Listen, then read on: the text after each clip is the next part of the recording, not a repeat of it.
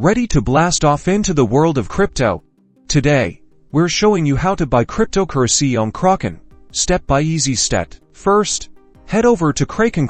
If you don't have an account, click sign up and enter your email, a secure password, your country of residence, and agree to the terms of service. Click create account. Kraken requires account verification. To comply with regulations, click get verify and provide the necessary personal information like your name, date of birth, and address. You will likely need to upload a government ID, such as a passport or driver's license. Once verified, navigate to the trade section here. You'll see the trading pairs, for example, Bitcoin BTC against US dollars USD. In the order form, choose the type of order you want to place. A market order executes immediately at the current market price, while a limit order allows you to set a specific price at which you want to buy.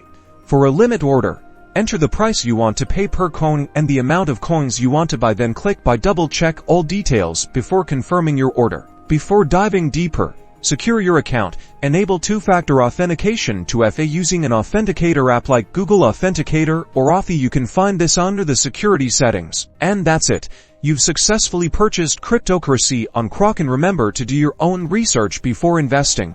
Crypto investing has risks. Happy trading.